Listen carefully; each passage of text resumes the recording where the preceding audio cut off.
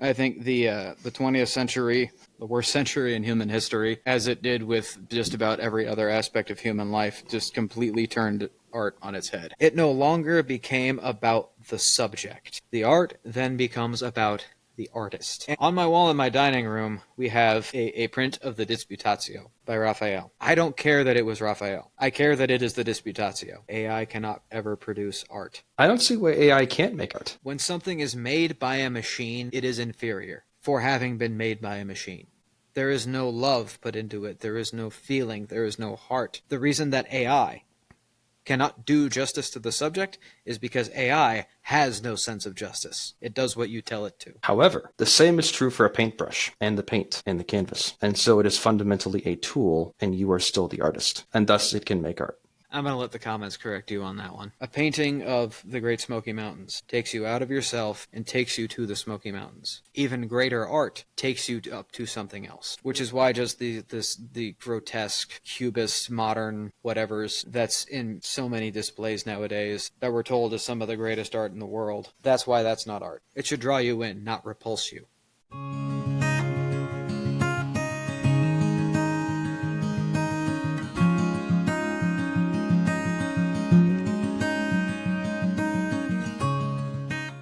What are we drinking tonight, Ethan? This is my Pinckney Bend cask finished gin. Back to the Pinckney Bend. Back to the Pinckney Bend. I don't have a whole lot of hard alcohol at the moment, so this is what we got. Well, for not having much, you have a worthy choice. So you've said nothing but good things about it, and I have no reason not to believe you. I'm not sure that you can get it anywhere outside of Missouri, Iowa, or Illinois yet. Okay. When I was there, that's what they had said, but hopefully it expands more because it's really good stuff. I mean, 3 states is not bad considering it's small and distribution for alcohol is kind of weird. So, Well, they've been operating for about 10 years. okay. Even so, not I bad. think that's a fairly recent development. What is the making of the thing? Distribution. Oh, okay. Yeah. Sounds like they're doing fine. So, I have something new for a drink. Oh, this what is week. that? I have a beer from Iceland called Einstock. It is a white ale brewed with orange peel and coriander, and it is very light as far as beers go, or at least that was my initial impression of it, but very refreshing too. So it has found a fan in me. Very good. So yeah, and it has a Norseman on it. So I mean, you really can't go wrong. No, you can't. Thank you for not saying Viking. You know that irks me. So the only time that Viking is a noun is when you're referring to a football team. Otherwise, it's actually a verb. They are the men who would go Viking, as in to Vike. Yes, but people can bestow the name Viking on them. They call them Viking people. So we just take the peoples off and we use Viking. I'm going to call them Vikings. Your people would call them the Northmen. As I would call mine, probably. I would call myself a Northman, speaking as a proud one. Even though I do not have the hair or the beard to look so fine. I have the beard. I'm working on the hair. You have the beard? Or I have the hair. I'm working on the beard. Okay, I was going to say, you do realize what I held up, right? Fair enough. Well, something that happened in my life this past week was I went to go see Superman. We'll get to it in a minute, but what were your initial gut reaction thoughts? I liked it. I thought they did a good job. I think that the decision to kind of make Lois Lane kind of a punk rock fan was kind of neat. I thought her character, her writing was good. The acting was good. I'd say the same for every other character, honestly. I thought Superman was portrayed well. He was more innocent than I would have expected, more simple-minded than I would have expected. But I don't mean that in a... Not a derogatory way. if any, not much. Like it's an artistic choice, and there's something to be said for portraying our heroes as such. Sometimes it's a good reminder. So I like that. Um, my anti woke mind was kind of pissed at one point when there's a bunch of stuff happening in a city and Superman decides to save a squirrel, and I was like, come on. Yeah, But that's if hammering the point home a little hard of him having a save the people mentality. But I yeah. think that's also kind of there for a joke Hmm. of like, oh look, he saved a squirrel, So there's that there. because he gets made fun of, and there are times in the comics where he will stop to get a cat out of a tree. Fair enough. So there's something true to character there. I can buy that then. Um, but yeah, beyond that and some like some somewhat inappropriate stuff, nothing horrible. Uh, No, I thought it I was have probably one of the cleaner ones so oh, far, especially considering it's from James Gunn. I haven't watched enough superhero movies recently to compare it, but just in general, I there's plenty that I would expect that there's plenty that comes out of Hollywood that is so much worse. So if those are my only complaints about it, I think it's a good film. But yeah, good job by them. I'm not a film critic, so I only have so much to say, but good job. Thank heaven you aren't a film critic, because most of them are just a bunch of has-beens who couldn't hack it in film school, so they tell everybody else what they're doing wrong. Perhaps. It's the same thing with art critics. That one of the worst things that you can possibly be as a critic is those that can't do teach, but those that can't even teach critique. As a contrarian, I feel personally attacked. Oh well. But it was worth me bringing it up because I know you want to chat about art this evening. So, Yeah, I think it's probably time. We've done work, we've done education, we've done sports, and seeing as how our whole shtick is talking about the things that affect society and that shape a society and sort of enlighten a society, I think art is probably a valid choice. absolutely. So, So, really, I think for the purposes of our conversation, we should define the term of art because, well, for one thing, I don't think anybody these days actually knows what art is or what it's for. I think the 20th century, the worst century in human history, as it did with just about every other aspect of human life, just completely turned art on its head.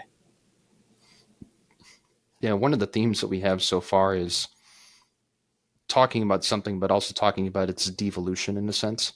Mm. Like, and Its not that, regression, and not even yeah. a regression, because even the arts of the ancient pagan world were better than what we got from the atheist world of the 20th century. Well, yeah, like it used to be better and now it is not better. And not that older is always better because that's a fallacy. Yeah. Um, but at the same time, yeah, like what we seem to glorify as art is just not or so not worth my time. But I will save more of that for later and cede the floor to you. So, yeah, what do you think is a good definition of art? Well, the best working definition that I could think of is that art is anything created by man which elevates the human mind and soul to something higher than himself. Something that causes sort of a meditation or a reflection, or something that makes us think, step outside of ourselves, and makes us think about things that we maybe wouldn't immediately want to think about.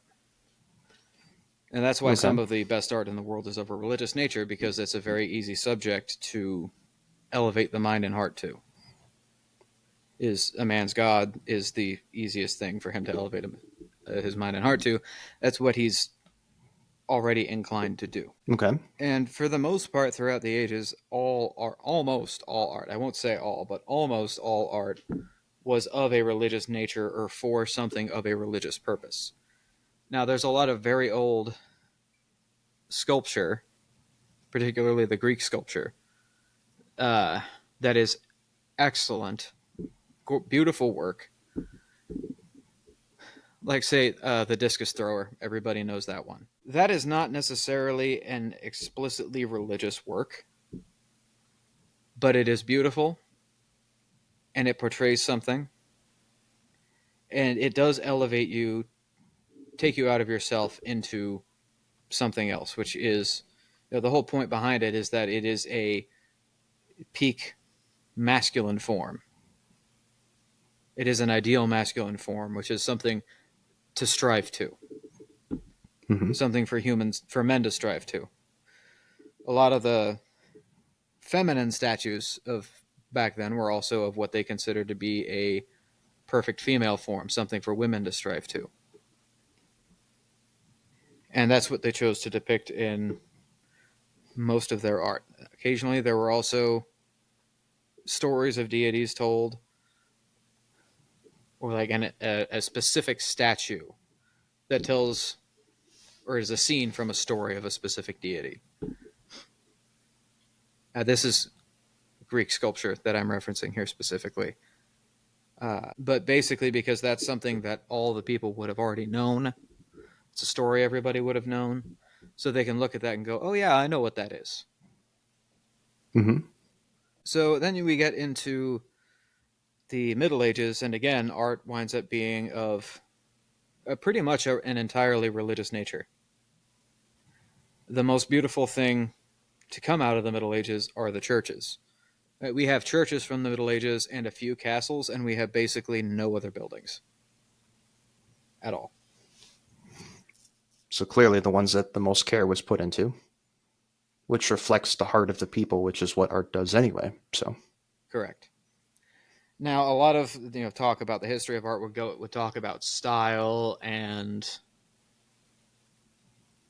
technique and different types of art, but I'm not really going to do that.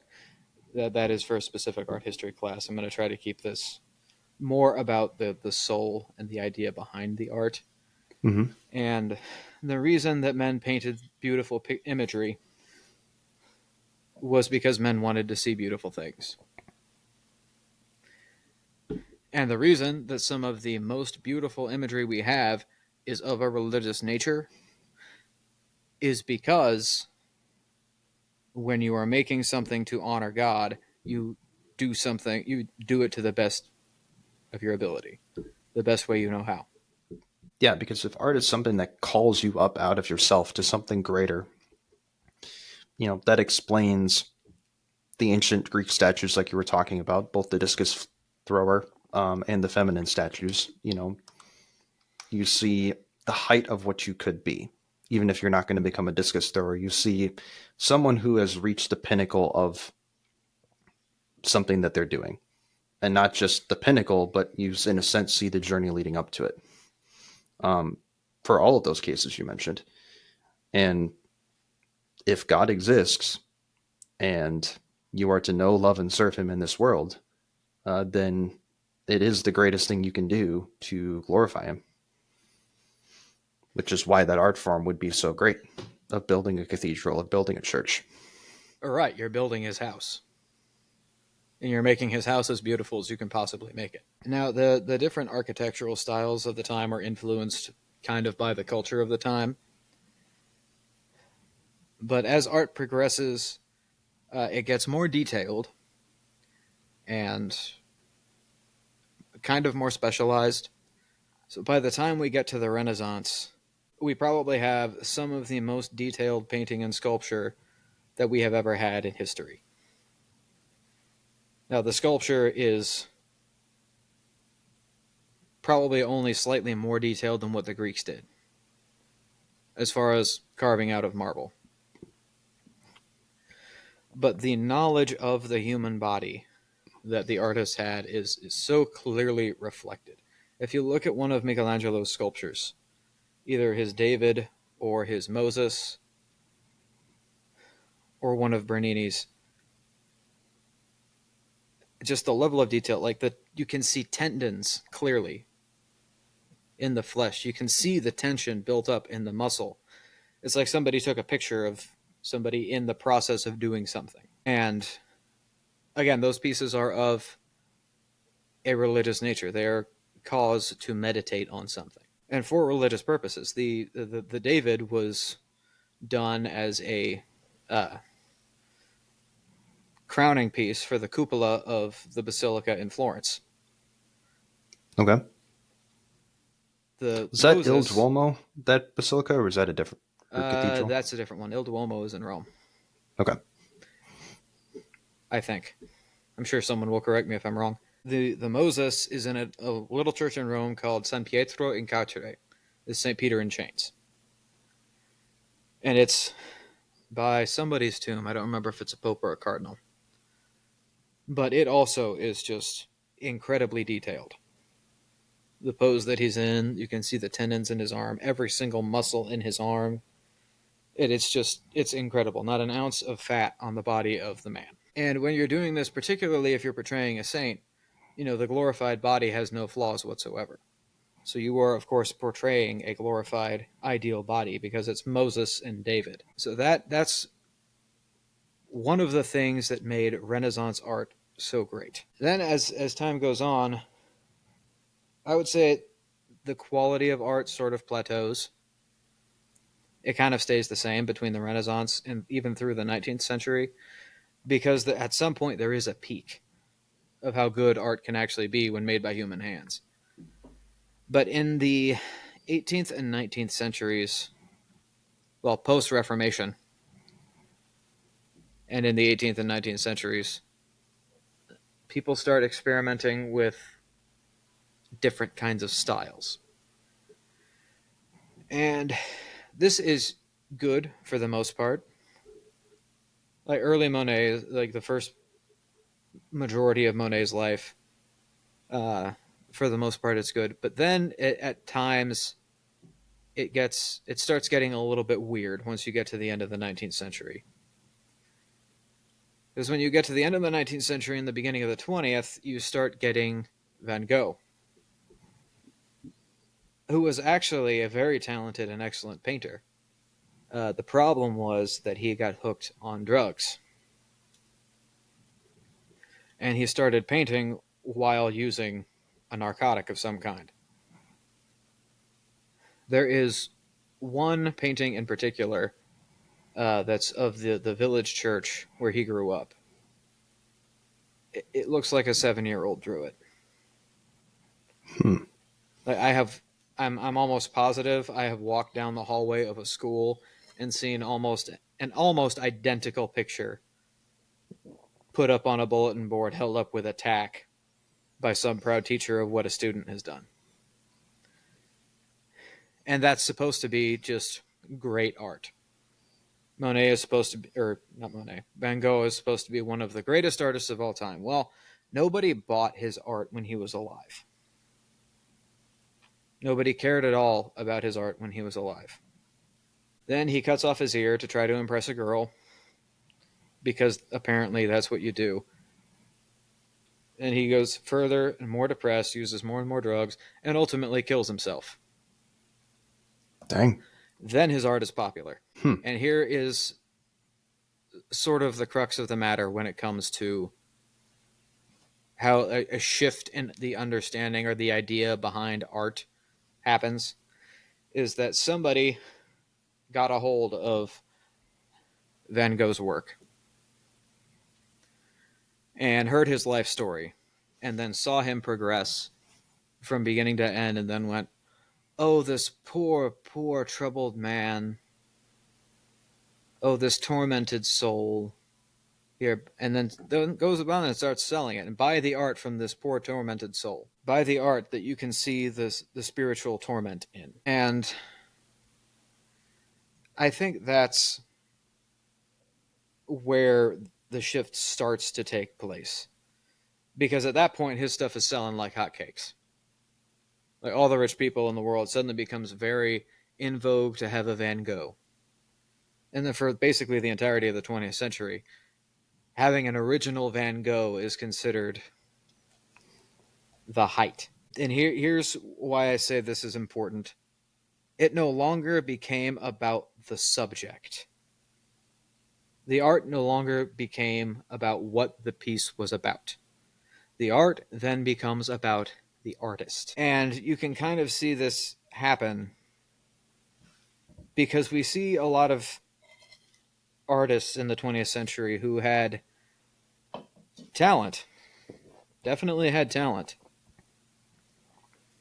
but and they paint really detailed stuff, but it's just bad. And the reason for that is because it becomes pretentious, and it becomes pretentious because the art world starts producing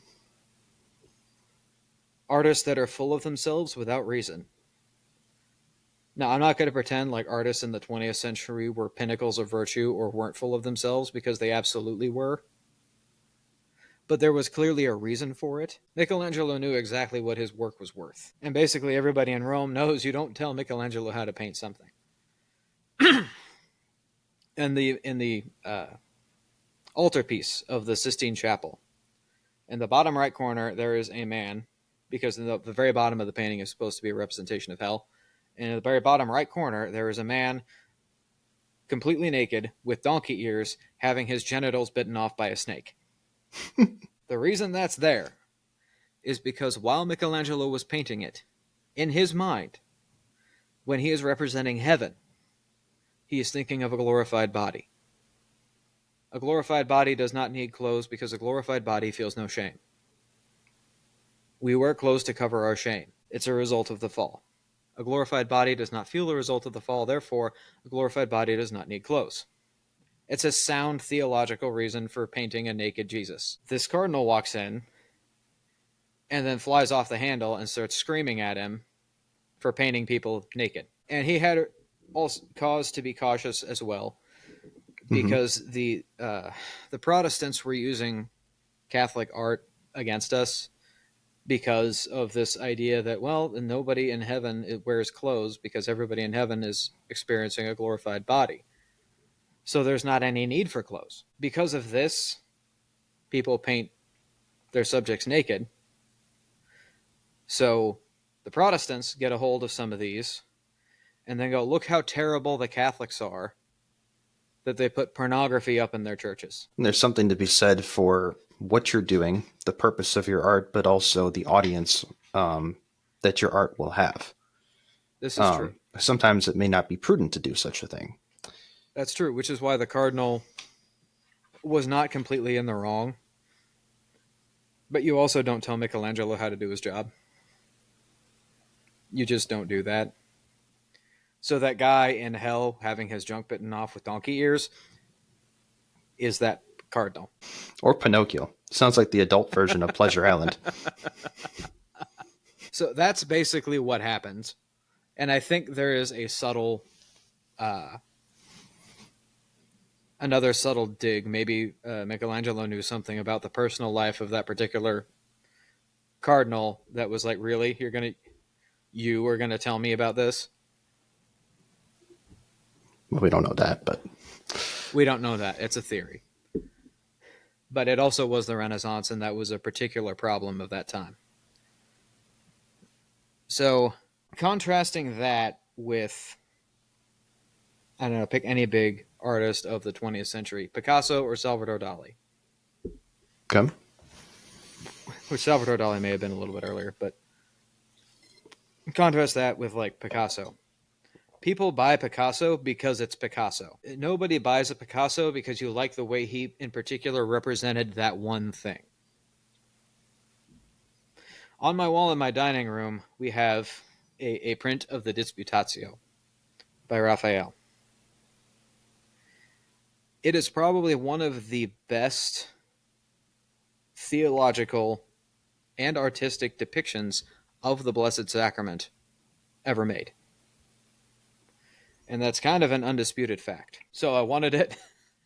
So I asked for it for my birthday. I got it, and I put it up on my wall. I don't care that it was Raphael. I care that it is the Disputatio. When you were saying that, like, yeah, what was going through my head was, if you look at that, like, who thinks that it's a Raphael? An art student, maybe, but like, no one cares because they're drawn to, like, the image is the more memorable thing, which is It's how it also ought to why be. hardly anybody ever signed their work in the Renaissance. Hmm. Now, you could tell by the style, kind of, if you really knew what you were looking for. But the average person who's looking at it, the public, the people who are coming into the churches and seeing these on a regular basis and using these as an aid to prayer, they don't know the difference from one style to another.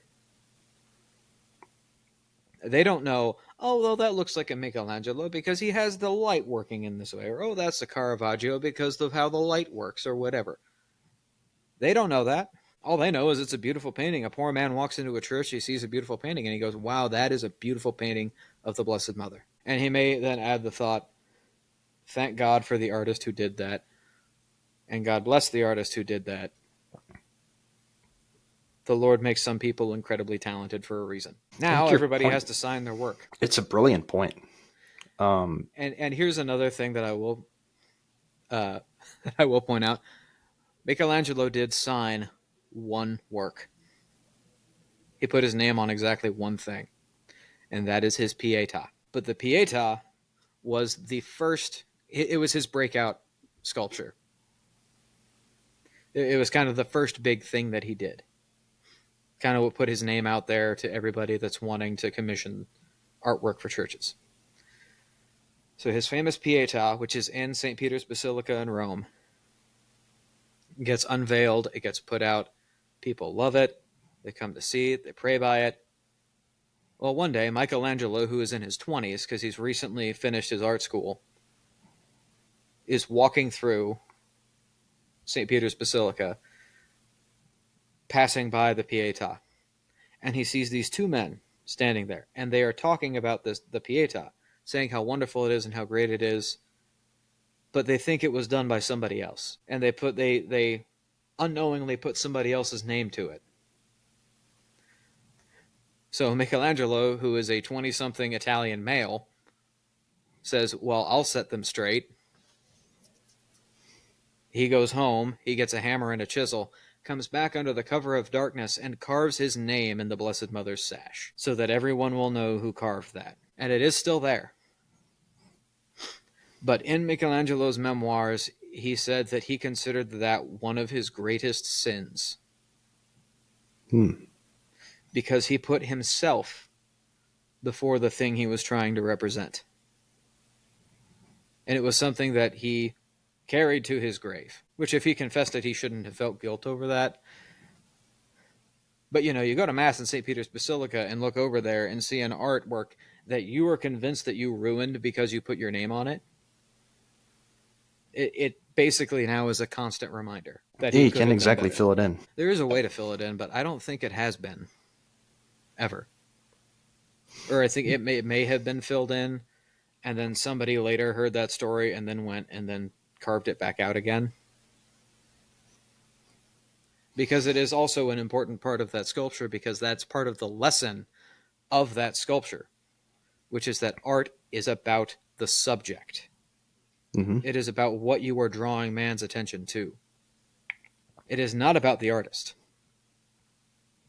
But in the 20th century, everybody was suddenly convinced that art was all about the artist. And then having a Picasso, an original Picasso, becomes the status symbol. Who cares what it is? Nobody cares at all what it is, what the picture represents. All they care about is that it's a Picasso, that it's a genuine Picasso, so they can hang it over their fireplace and brag about it to all their friends.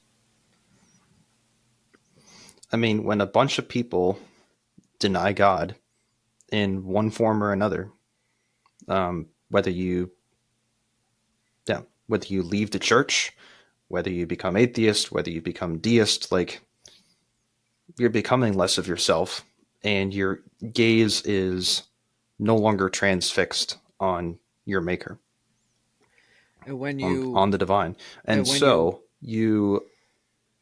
you naturally turn inward. And it would make sense that you start glorifying things in your art that ultimately are inward. And there's an ugliness to that. And that's why I think nowadays people have uh, a lot of artists at least have this idea that, oh, my art is about how I feel. I don't paint what I see, I paint what I feel. Well, apparently you don't feel very good because that looks like crap. Like were your eyes open at the time you were using the brush? Mm-hmm. And that's also why people are like, "Oh, this artist uses these techniques or whatever or like because of whatever like you put paint in water guns and squirt the canvas with it." What? Why? I mean, if you do, fine, but it's nothing but a tool. It Well, doesn't at it that doesn't point you're matter so just much as what playing. you do with it. At that point Which you're go just playing. Now, maybe like if as a finishing touch on the page, if the squirting one squirt of paint at the canvas with a water gun gives you exactly the effect you're looking for, fine. But to say, "Oh, I'm trying this new technique and I am now like I am this artist. I am me. I am the master. I am Degas or whatever." I know Degas wasn't whatever. I am Gauguin. I am Picasso. It becomes all about you, which is what you were saying. Because when you stop worshiping the one true God, you will start worshiping something else. Mm-hmm. Now, I know atheists will say, "I don't worship anything." Shut up. Yes, you do. Yes, you do. You probably worship science. You probably worship nature. Probably worship the government. Or you worship yourself, which is the most common one. Reason, your own intellect. When people stop truly worshiping God, even people that claim to be Christian, which is the majority of Christians nowadays, really only claim to be Christian. Even people who say they are Christian but do not actually properly worship God really worship themselves when you're not giving the proper respect to God first. If you give the proper respect, honor, and worship to God, then the proper respect and honor due to everything after that will follow in accordance. And your fix will be oriented, and so your art will be oriented as well. Exactly. Just to drive this point home, there's a few examples I can think of just the either empty or horrendous nature, or both, of modern art. One is the rather obvious and notorious example of somebody who duct taped a banana to a wall and thought that was art. It's just so. And then the There's nothing example to that. of the performer who then went and ate it, peeled the banana off the wall, and then ate it. Which is actually the most normal and redeeming thing about the whole thing, because That's the one there's guy with nothing to sense in this that. whole affair. Yeah. He's like, "It's a There's banana." there's no one should put a value on that beyond the 39 cents it cost you to buy the banana. That's really all it's really all it should take. Really, Another 39 one would cents? be Ooh, that's low. I remember going to like a sculpture garden near my place growing up. And I remember looking at the modern art, and it's what you would expect of the time.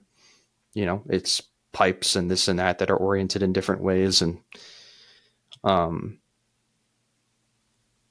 yeah, I looked at like the modern version of this place in preparation for this, and like there's some stuff there that they have that's good, and there's some stuff that just like, no, this makes absolutely no sense. It makes more sense if you realize like, oh yeah, it meant something to the artist making it, which just drives the point further home that we've been making. And the last example I'd bring up is there's this painting I was shown as part of a class in college of a crucifix. And it has on the surface like a beautiful red and yellow background, and it's like this cross is kind of coming out of it. And then you realize that the story of that painting is that the artist made it, he got that effect by putting a crucifix, I believe it was in a bucket of blood and cow piss, and shining a backlight through that bucket. Mm. And so it's called the Piss Christ. And once you understand that, you realize that there is absolutely no beauty to this thing whatsoever. It is horrible, disgusting, and blasphemous. That is twisting. That is twisted and Yeah, evil. you know. And I can't remember what I remember being told by my professor in this class where we looked at this thing. Um, by Dr. Kilpatrick. Ah, I remember he relayed the artist's description of like why he did what he did and what his thought process was, and I can't remember what that is. But it doesn't matter what he said. because it was all pretentious garbage. Yeah. If you loved our Lord and wanted to make something that glorified him, something that was good, true, and beautiful, which are the tenets of, well, if it's not good, true, and beautiful, it's not art. He failed horribly on all three counts. And if he argues with, if he would to argue with us on that, my response would be, would you like to paint a picture of your mother? Okay, now take your mother and dip her in cow blood and piss. Would you do that to your mother? No. No, of Would course you not. do that to your dad? No. Would you do that to your brother? No. You may feel like you want to sometimes to your brother, but you really wouldn't.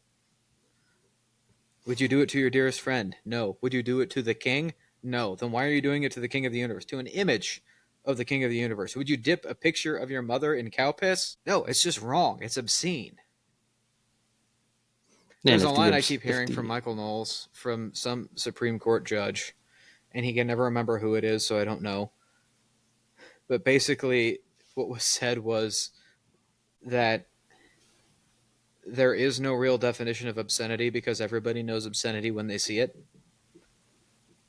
It's not something you can actively define. It's just something that you know it when you see it, which is true to an extent. Like I don't think specifically dipping a crucifix in cow piss would be considered obscenity, would be like in the definition or examples of obscenity, but almost everybody that you tell that to that has any love for our Lord whatsoever and it, more than two brain cells to rub together is probably going to say, yeah, that was obscene and blasphemous. the I would say it basically always is. Like the amount of reverse engineering you have to do to come up with a situation where that isn't obscenity is pretty big. And that's my talent, is coming up with these types of situations in my head. You know, like the fringe of fringe of fringe of fringe cases, you know, like Well, and the fact that you must protect it from being burned by the pagans or something. I don't know. the fact that you had to listen to a full explanation by the artist of why he did that and what his thought process was, the fact that he is telling you his thought process and he is justifying it is kind of the clue that he knew it wasn't right. And it's about him. It's all about him. It's about what he wants. It's not about the subject. The most beautiful art in the world is about the subject. Beauty only comes, really, when you are thinking about your subject. You may get aesthetic pleasure out of something, like you did the first time you looked at that picture. Mm-hmm. You may get aesthetic pleasure out of it, but it is not beauty. Genuine beauty only comes when you love the subject, and when you love the subject, you want to put nothing of yourself into it. In fact, when you love something, you want to take part of it and put it into you. You want to take it into yourself, not put yourself into it, which is also why people receive the Blessed Sacrament wrong most of the time. It's why we receive the Blessed Sacrament, because we love our Lord so much we want to take him into ourselves. But these days, too many people want to put themselves into him. Everybody thinks backwards. And that's really what the pretentious bullshit of the art world is. It's a bunch of idiot people who have more money than sense, and a bunch of talented people, maybe talented people, who are completely full of themselves, just stroking their egos. The man who painted the picture thinks he's great because he's the artist, and the picture that he painted is what he thought and what he was feeling. and is a piece of him. The man who owns the picture owns it because he wants to have a liquid asset, or he wants to brag to all of his friends that he has something from this famous artist. And It's a even place to people park that, capital, not to contemplate the divine. yes. And even the people that critique art nowadays can be overly pretentious about it. The people that despise modern art can also be overly pretentious about it. And I think that's also because they don't really understand either that real art elevates the mind and spirit to God. Therefore, real art is about the artist doing justice to the subject, not about the subject being exploited for the pleasure, gain, and ego of the artist. Yeah. What's the value of a woman? Herself, or how she makes you feel? To just I say will what tell you're you, my to wife just say what you're sometimes saying a different way. my wife sometimes makes me feel not great, but that's because she's a good woman. And when I'm behaving like a piece of shit, she will tell me that I'm behaving like a piece of shit. Mm-hmm. And that makes me feel not great about myself. But you know what? That makes me love her even more. And I know that the reverse of all of that is true on the other side of it. So, Yes. Yeah, sometimes I'll tell my wife something and I'll go, you know, I'm right. And she's like, yeah. And I'm mad about it. Okay, fine. And then she'll storm off to do whatever it was she was putting off doing. sounds like a good marriage. It has been for the past 4 years. I hope it is for the next 45 and more. Sounds like something that is good, true, and beautiful. Sounds like Kind of like something that art. is art. So that's a good segue into probably kind of what we can define as being art, or what can qualify as being art. Well, you gave your definition earlier. I gave my definition that it's anything made by man, but I think there are still probably going to be a lot of people who think that art is confined to paintings and sculpture. Hmm. And it's not. Particularly in the modern age, we actually have more media for art now than we have ever had in human history. And that isn't just, the various forms of digital art, because, if just because something is digital, it's still a picture, or which falls under the same category as a painting. So yes, digital art can be art, by the way, for those of you that are pretentious morons and think that it can't because it's Mm-hmm. not done with paint or something physical. It can be if it is done correctly. So not just the fact that we have art in many digital forms, but we have nowadays more, art forms in a grander sense. Mm-hmm. So traditionally, the old art forms were painting, sculpture, and literature, and poetry. Which poetry is sort of, it gets lumped in with literature. It's included because it's written. And it's sort of, I don't know, under a kind of umbrella. Plays are in there too. That's why Shakespeare is an artist, because most of his plays do cause us to think about something outside of ourselves. And As opposed to, well, this is how Shakespeare felt this past week, and so he wrote, yeah, Romeo and Juliet because he was going through a terrible time with a relationship. Like, which he no. wasn't. He and his wife, as I understand it, were incredibly happy together. And so literature, plays, poetry, literature meaning like books, novels, that sort of thing. Jane Austen is art, even though what she wrote is satire and it's hilarious when you understand it. It's still art because it does cause you to actually think about something outside of yourself. Novels of any genre can be art, as long as it's about you giving honor to the subject and not about stroking your own ego as an author. Mm-hmm. Film is also an art form. And there's a lot of people going to be pissed at me for that, but I really don't care. It is. because Would they actually, though? yeah, you'd be surprised. Really? Okay. If film is an art form, because there are a great number of films that take us outside of ourselves and cause us to think about something, think about the world, think about something higher, think about God, each other people, the nature of man, even just love between a man and a woman. Scores of films that go over that. There are also scores of films that are just garbage. Film in and of itself is not art. There are various forms of film that do become art, just like anything else. It's the same thing with literature and painting and poetry. Like in the mid 20th century, we wound up getting slam poetry, which was just all about feeling. This poor tormented soul in a basement cafe who screams at his audience while some guy in the corner plays the bongos. That's not art. You're not causing people to think about something. You're just screaming at them. And again, it is all about you. So I'll go even further as to say that it is not art unless it is about the subject. And unless it actually does elevate the mind.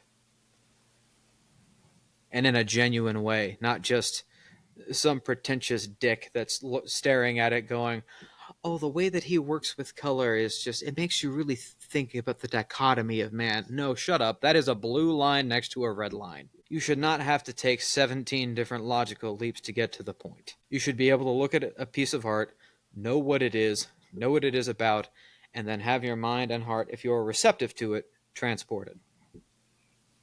Taken outside of yourself. Which is why a home that is full of beautiful art is better than a home that is full of ugly art. Actually, why a home that is full of no art at all is better than a home that is full of ugly art. I would just say that it's not. Yeah, it's not art. Art in scare quotes. I should start doing this every time I refer to it. I don't know what I would call it. No scare quotes for this. Alcohol can even be art. I don't know. Probably not, because it's just pleasant. No, I counsel it. I counsel that it's art. It's an aid to a form of art at the very least. But So if you have painted something that somebody needs to drink a copious amount of alcohol to appreciate, it's not art. Yeah, no. You talk about the subject, or it not being art if it's about the subject. I think in a sense it's similar to my own definition of art, which is that art has to ultimately be about God. And not just, or if not God, his creation. It, in one way or another, has to be about him, or it has to point to him. Yes. And so I can take some of the substance of slam poetry, in a sense, perhaps. Not that I fully understand the genre, but like I can talk about my struggles. I can have my heart cry out. And I assume that this is a more elegant thing than like 99% of slam poetry. What you're talking about is significantly more elegant and classy than 99.9 with the line over it % of slam poetry. Which means that I don't know what I'm talking about, which is a mark in my favor. But like, that doesn't work as what I'm talking about, even then, even if it's more elegant, doesn't work as art if God can't be worked into it. Like if it's just me spinning into the cycle of my own mess, it's not art. It's ugly. It's less of myself. If it's ultimately redirected to, okay, this is the ugliness of my life, but okay, fine. Like this is the journey I'm on. This is, where are you moving in this, Lord? Now it's kind of nice. Now it's pretty cool. It's deep in a different way, but it's not about self-pity. It's about my maker. So, like I am an art form. I am a piece of art because God is the divine artist. And when but God my life is not you, when God created you, it actually was about creating you. Mm-hmm. You were the ultimate purpose in God creating you. Now, your purpose is to know, love, and serve him in return, because that is what you owe him for creating you. Mm-hmm. But God created you because he loves you. So you as an art form and God as the artist, it's about you, not about him. Yep. So I He cannot doesn't need function you as at all. yeah, I cannot function as an art form if my life is all about me. Exactly. And a real artist, someone who truly makes art, does not need the art to feel or just to be successful or to be satisfied. Now, you may have the fire that burns within you that I must create this because it is what I was made to do. So there is that. Mm-hmm. Outside of that, you don't need people fawning. What I mean is, you don't need people fawning over you and telling you how great your art is in order to be validated. Because if your art is real, you will know it. And if your art is good about the subject, you will know it. So you don't need anybody telling you how great you are or paying you copious amounts of money for a dot in the middle of a canvas or a blank canvas that you have titled Potential. That's only allowed if you're Michael Knowles writing a book about what the liberals have right. Somebody actually did that, and the only one that I think is better is that there was an artist that was paid, I think, like $250,000 commissioned to do an artwork. He was just told to do an artwork. He wasn't told what to do an artwork of. No. So he sent absolutely nothing back. Either he sent nothing back or he just sent back a blank canvas titled "Take the money and run." And then they got mad at him and he was like, "You asked for my art. That's my art. I took the money and I ran. I don't know." And That because was the modern art art that is I all did. about him, That was they what I can't argue with did. him. But he made a point. He made a good point, whether he intended to make the point or not. When you were talking about uh, how art is kind of like you know it when you see it, you don't need validation for it. What my mind went to was my sweet mom when she's made us dinner however many times and then is constantly talking about like, okay, well, I did this wasn't quite how it turned out, this wasn't quite how it turned out, and I'm just like, it's awesome, stop. Yeah, and you're like, Mom, it's great. Yep. It's the creator's My paradox, I wife is call it. like that. Now, there have been times when Genevieve has made something and then we both taste it and we're like, something is weird. That's not good. And we both push it away and we're like, all right, let's go make something else. You're not allowed to That's say happened that. maybe twice in the last 4 I'm years. going to have to edit this out. You're not allowed to say such things. She admits to it too. Which that also does bring up a good point that the culinary arts are actual arts because the taste and the texture, and it is actually a unique form of art because it is the only form that does appeal to every single sense: sight, hearing, smell, touch, and taste. Because if somebody is bringing you a fantastic meal behind you and it smells fantastic, they put it down in front of you, it looks fantastic. You take your fork to it, it feels fantastic when you're putting the fork to it. You put it in your mouth and you crunch down on it, and it has a very pleasant sound kind of sound that you can only hear when it's coming from inside your mouth. It has a very pleasant sound and it has an excellent taste. That's a perfect meal. Mm-hmm. That can elevate you and take you outside of yourself. Like in the movie Ratatouille. At the very end, when the rat makes ratatouille for the food critic, as soon as he takes a bite of it, he is reminded of what his mother used to make. Yeah.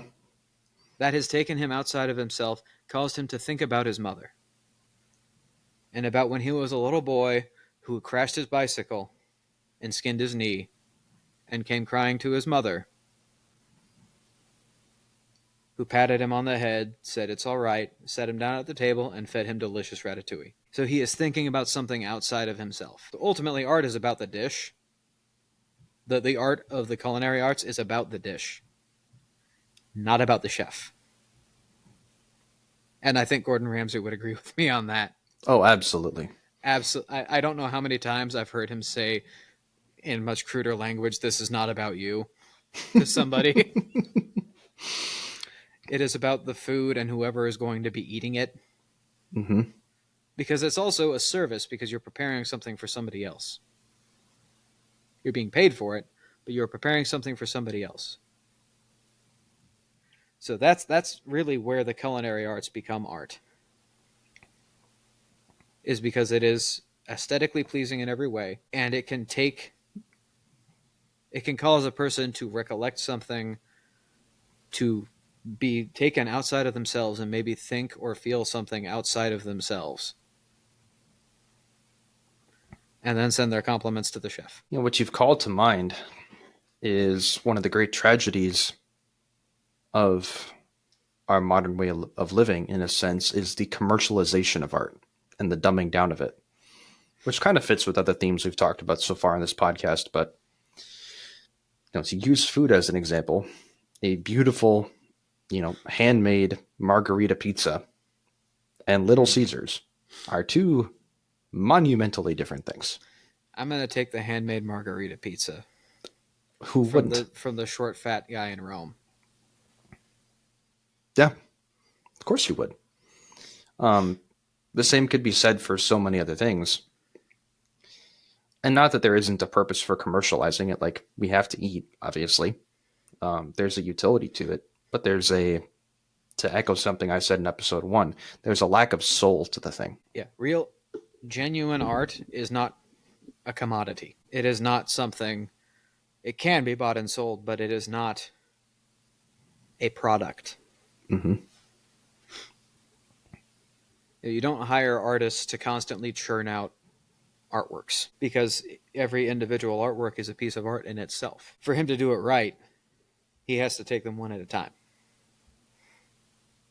Or maybe there are some guys that have to work on multiple at a time because that's the way it is. But art is not something you can produce in a factory, which is why I'll also touch on something we'll probably talk about near the end, why AI cannot ever produce art.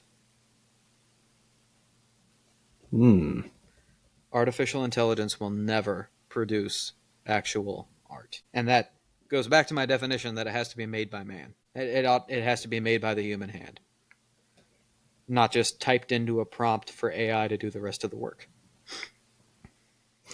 So hear me out on that in response.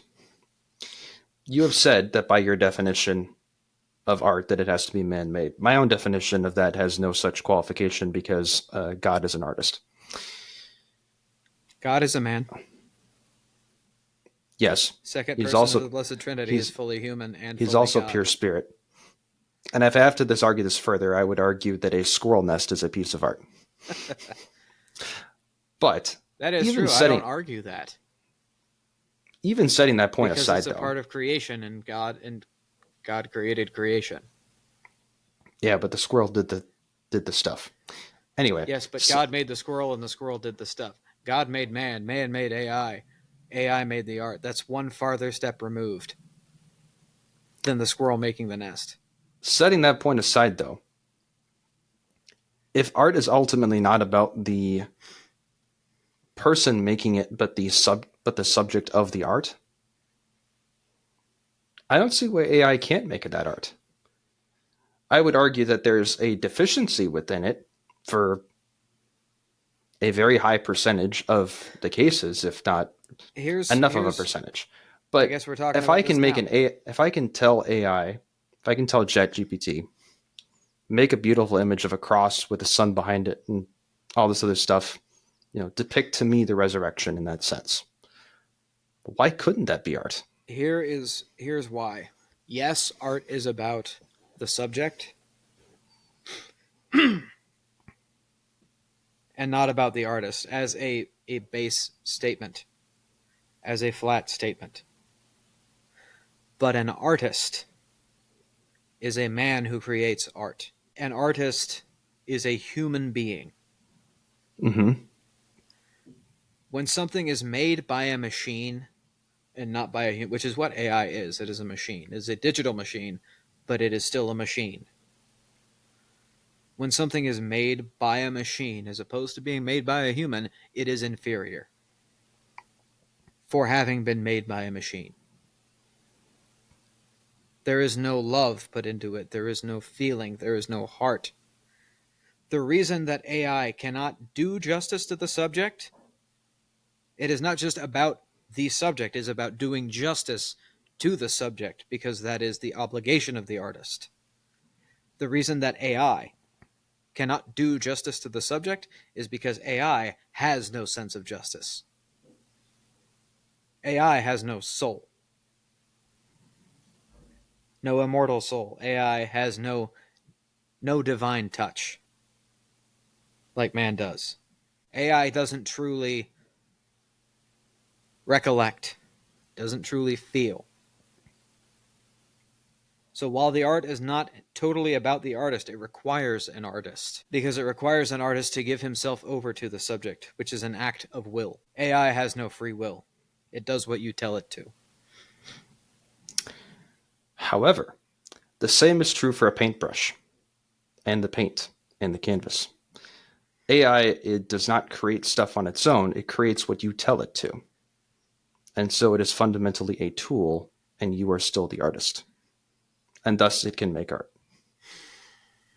I'm going to let the comments correct you on that one, because I know there's somebody in the comments will correct you on that. We will Fair end that enough. just with you are wrong and you refuse to acknowledge it. So far, the comments have a general reputation of being unintelligent anyway, so that fits. Oh, that's not even helping me. The one thing that I will say, one more thing I will say to my point of why AI cannot actually create art, why AI cannot be the artist. An artist creates something of his own free will using tools. He thinks, "Oh, I'll create this." But what all you are doing is giving AI a prompt, and then it does all of the actual work. Mm-hmm. Which again removes the actual work from the creation of art. Because it is also work. It is not true.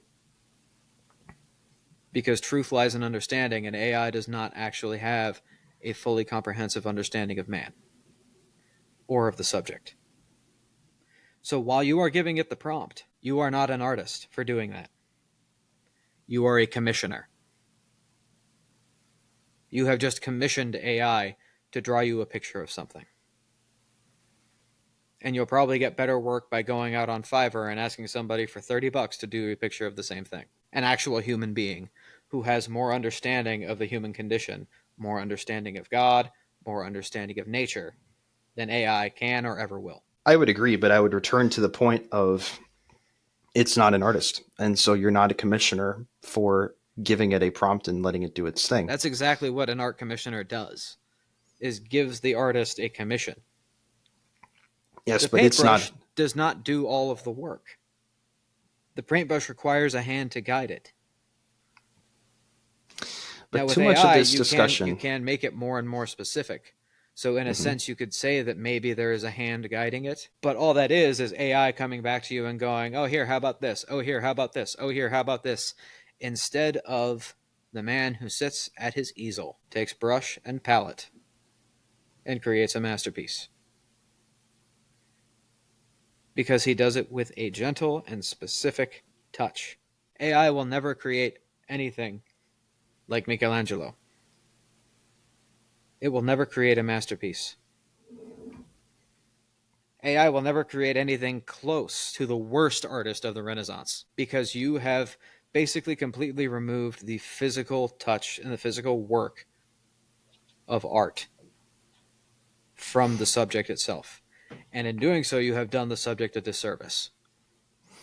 That's an excellent argument for why the art that is made with AI is inferior, and I'm all ears for that. I It's also agree. why I would say that is not art, again, because it is not true. No, I return to What my I think earlier you're image failing of the to cross. understand, when I hire an artist to do something, when I hire Michelangelo to do the ceiling of the Sistine Chapel, he understands theology, he understands philosophy, he understands biology, he understands physics, he understands astronomy. He understands all of these things, and on a fundamental level, he understands them. He has been studying them. for years in his art school. And on top of that, he is a human being. So he has the experience and the knowledge of being human. The idea that the knowledge that just comes from being human, that is required in being an artist. Yeah. But we're not And talking any about artists. We're subject, talking about art. artist is the one who creates art. Yeah. You cannot create art if you are not an artist. And when And you I create art, you become an artist. and I agree that AI is not an artist. Then it is not art.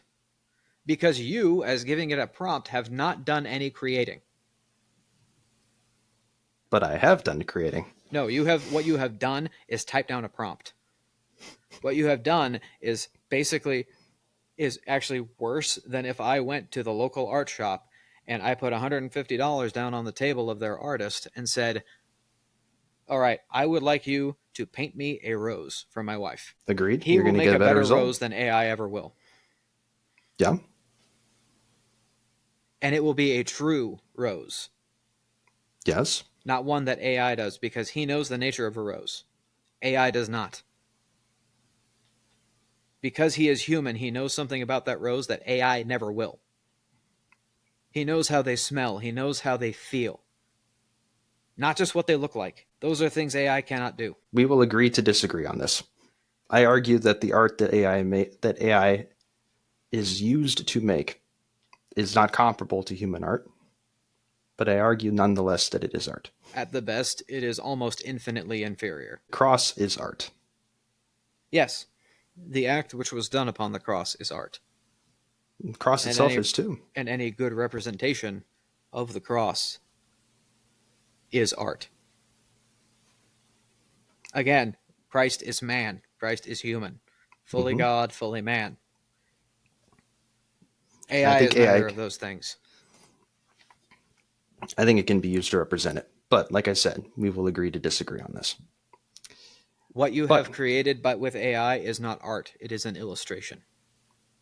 As I said, we will agree to disagree on this. Representation. Also, I imagine a number of the people in the comments might say that illustrations are art, but not necessarily. Anyway. We'll get further into that later on.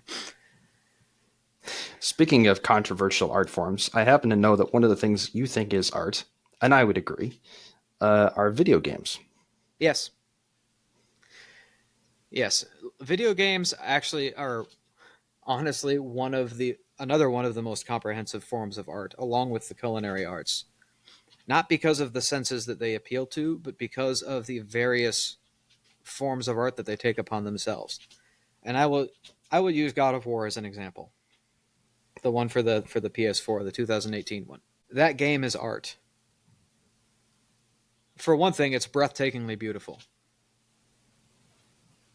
Designed by a human hand and not by AI. Breathtakingly beautiful.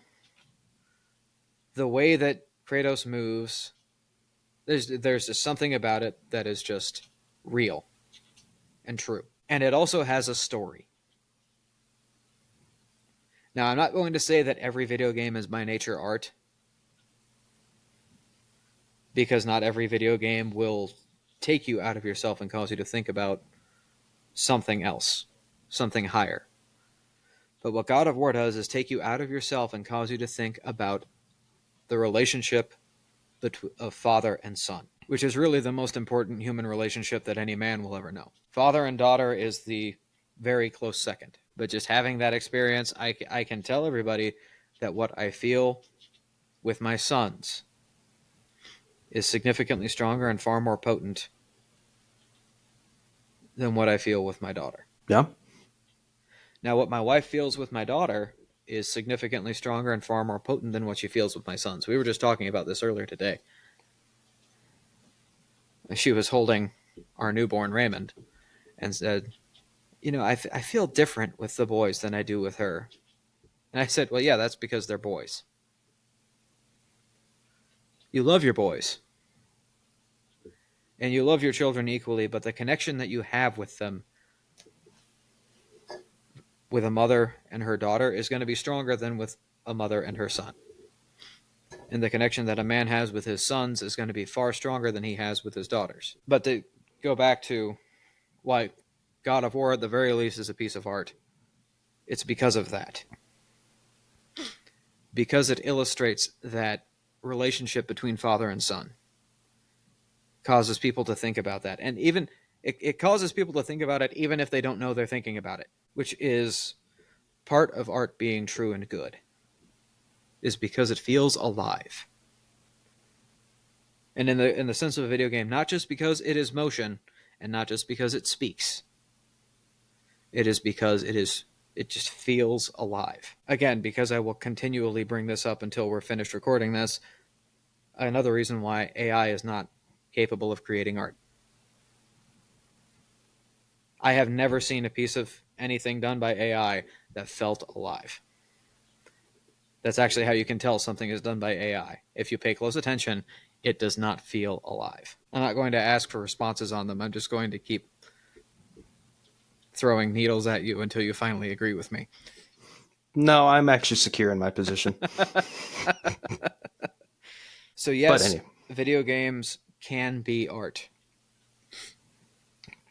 well, absolutely. I mean, as any man does, I have dreams about what I would like to do with my sons and daughters one day. And for a long time, one of the things that I have wanted to do with my daughters is for the father-daughter dance at their weddings, have them pick Cinderella by Stephen Curtis Chapman. And I know I can't pick it for them. I know they have to pick it. But I hope they pick that. And for my boys, it's to play God of War with them. Both of them, the 2018 and the 2022 one. We need not talk about anything before that, but those two games deserve all manner of praise. Yeah, I haven't played And Ragnarok. by the But time I the have way you keep sons talking that about are it, I like should. 10 years old, hopefully they have those games like remastered, like even better than they are now. Although they don't need it. They're amazing as is. Not really. They're gorgeous. Yeah. But they'll be remastered by then because, of course, sure, we'll all have 16K TVs and who knows what. But anyway, like, I hope I get to play that with my sons. That's going to be one hell of a time. I do as well. And you know, the only reason that it would need a remaster is because if the quality of the screen becomes so good that it makes it look bad. If you know what I'm talking about. That's why I can't watch anything in 4K. I can watch almost nothing in 4K. At least I really don't like 4K because it's such good quality that it can make stuff look bad. You see the flaws in everything so much easier when the quality is so much better. I have a hunch as to why. You tell me if I'm right. In reality, your vision is, well, let's just say as good as 4K. I don't know how to put I don't 2020 even know vision that next to a certain number of pixels and equate that. I don't even know But that perfect human in vision is as life, good as 4K. But yeah. regardless of whether that's true or not, though, in life you're always focusing on kind of one thing at a time. You maybe you take a room in, but like your focus is different, and so you're not seeing everything as crystal clear at once, all at once. Mm-hmm. And so to see everything in a scene crystal clear, in a certain sense, is different from the human experience. Yeah. Am I hitting on something there? Yeah. It's part of when you're doing a film or when you're making a video game, you need the immersion. So if you do something that is too good, it ruins it. Like, we don't need a rendering of every single hair on somebody's head. Because if you're looking at a person, you don't see every single hair on their head. I don't see every single hair in your beard right now. I see your beard. Mm-hmm. You see There, 3 colors out of 7. there's a reason they have that old saying, you can't see the forest for the trees. Well, if the detail is too good, then you won't see the trees. You'll see the trees too well, and then you won't pay any attention to the forest, which is what Yeah, you should actually be looking at in that case. should have the ability to do one or the other Yeah, at any given I point in don't need time. every flower perfect. If I'm watching a movie, I don't need to see every single hair in Morgan Freeman's nose. I don't. And I shouldn't have to. Because I don't pay attention to that with other people. Because then that's something when you see a flaw in something that's otherwise perfect, you can't look at anything else. It's like if my wife suddenly developed a massive zit right here. I love my wife. I desperately want to look at my wife, but because of that, I can't look at anything else. And even if it was a little one, and mostly imperceptible, but my vision is so good and the lighting is so good that I notice it. Again, I can't see anything else until it's dealt with. To return to the video game topic, I mean, we've listed two really good ones with the God of War games. Any other good Ghost of ones that come Tsushima, to I would mind? put as another one. Ghost of Tsushima. Okay. Yeah. Halo as well. Agreed. First, at least definitely the At least first most three of in it. At Reach. least most of it is art. Yeah, the first three in Reach. Halo Reach in particular, actually, is almost even more artistic than the original three games. Although you take 2 and 3 together, and that's kind of the pinnacle of first-person gaming as far as story and gameplay is concerned. Here's an odd one to throw at you. Is Helldivers 2 art? Yes. I would argue it is. But if you Yes. think about the subject matter, it is kind of it's a dystopian world. It is a dystopian world, but it actually does, like, granted, the entire point of it is that it is satirical. For democracy, well, obviously it's not real democracy because they're told who to vote for. Mm-hmm. But again, it does cause you to think about something outside of yourself. Is it good that we are fighting the Terminids and the automatons and the Illuminate? Yes. Why? Because we're protecting people. Mm-hmm. We are protecting human life. Yep. And in the case of the Illuminate, they are coming with the automatons, they're coming specifically to destroy human life. With the Illuminate, they're coming specifically to overtake human life. Mm-hmm. Now, the Terminids just need to be exterminated because they are actually, all three of those are enemies of man's own invention, which is part of the irony and satire of Helldivers. Because the automatons were created by a cyborg race that was a villain in the first game, that was created by humanity as a theoretical replacement for humanity. So man then creates these cyborgs who then create the automatons, and the automatons decide they're better than the cyborgs and wipe out the cyborgs and take over. Which Even in again, the case of which is a regrettable lesson there. missions and campaigns and other such with Helldivers 2, I think you could still qualify it as art, at least at minimum for the satire reason. So, and for another Well, yes, reason because too. there is a message and there is something that is taking you outside of yourself. And one of Mm-hmm. the lessons in that is that all three enemies are enemies of man's own invention, and you shouldn't have did that in the first place, and now you have to deal with the consequences. The Illuminate were kind of keeping to themselves until man decided he wanted to conquer them. And then man beats them into submission, the Illuminate flee, and then they come back ready to take over and do what we thought they were going to do the first time. The Terminids were basically being bred to use as fuel for space travel, and it got out of hand because it was mismanaged. And again, we probably shouldn't have been breeding giant bugs to use as fuel in the first place. You did the thing, and now you got to pay for it, which is like the entire Old Testament. You shouldn't have done the thing. You were told not to do the thing. You did the thing, and now there are consequences for having done the thing. Yep. This is true. And to anybody listening that doesn't accept most or all of those reasons, I would offer this one too. The other way that it's an art form, like say that you take the entire story and you just say, no, I reject all of these premises for why it's art. Then I would throw the satire back at you, but I would also throw back at you that it's a good time with friends. There's team building, there's character development. Ethan has a very different play style from me. We both do different things for the squad when we're playing. I like to hit what I aim at. I like to get more kills. But anyway. There's more than once that I have had both the highest kill number and the highest accuracy. So you had it twice? No, you had it more than twice. But you walked into that one. Anyway, but the teamwork aspect and the community aspect of playing the game, I think, is important. And just, like, if your sons can go on the lawn and hit each other with swords in good fun, I think the same is true for video games. Where I'm going with this is that even Call of Duty is a work of art and a good game, in my opinion. As much as that might piss some people off. I Because at the think end with of the day, Black Ops, it's really just the video game version of going into the yard and hitting other people with swords for fun. if you include Warzone and Black Ops 6 in that, you're probably going to piss a lot of people off. I mean, I But played Black Ops 6. First Call of Duty game I'd played in a while. Even then, the campaign was fun. And beyond that, it's just another Call of Duty game, so fits the bill for me. I wouldn't know. I just know there's a lot of people mad about Warzone and Black Ops 6.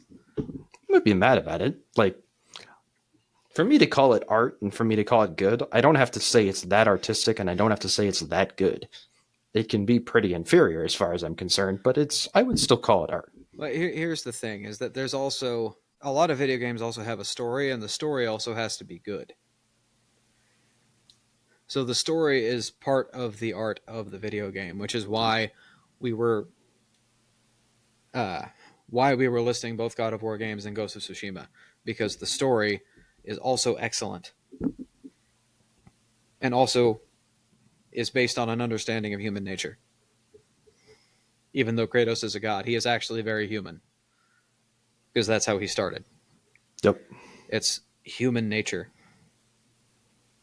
It's an understanding and a representation of human nature and causes you to think about something outside of yourself.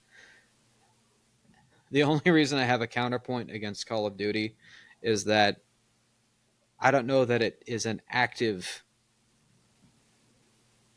thinking outside of yourself. And I wouldn't say that just the team building aspect of something or the team play aspect of a game is what would make something art, because something can be good and not be art. So art is something that is made by man, is true, good, and beautiful, and uh, takes you outside of yourself. Mm-hmm. That is what art is. That doesn't mean that anything that falls into those categories is automatically art. This is true. So I don't know that when my sons go out and beat each other bloody with the wooden swords that I'm going to make for them, I don't think that I'm going to call that art. It is good, it is true, and it is beautiful, but I don't know that I would call it art. Because that is a thing done, not a thing created. I would argue that, say, I have a broader definition of art, but I would argue that that it is a piece of art, and it's also part of a bigger piece of art, Well, which is their life. I would say it is a scene within the grand piece of art of creation. Mm-hmm. Is what I would call that. But I would not call that in itself art. I'm not going to take a piece of a painting and say that's a painting,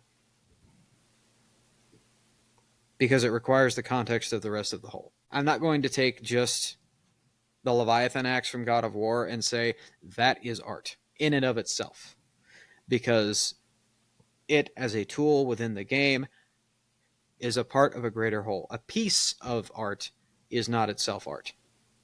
A piece of something is not the thing of itself. And The axe is I definitely have art. Aristotle to back me up. Yes, but the And axe Thomas is its own. Aquinas. The And I axe know is you its own can't thing argue with too. either of them. The axe is its own thing, so they would agree with me that when they say that the Leviathan axe is a piece of art. Also, Man at Arms Reforged would agree with me. It is a piece of art when it is made real. And when it's an asset in a video game. Again, agreeing to disagree on that. All right. But a piece of something is not the whole of the thing. No, but it can be the whole of itself. A wheel is not a car. No, it's a wheel. It can be a beautiful wheel, an artistic wheel. But anyway, one of the other forms of art that we talked about talking about was pop culture.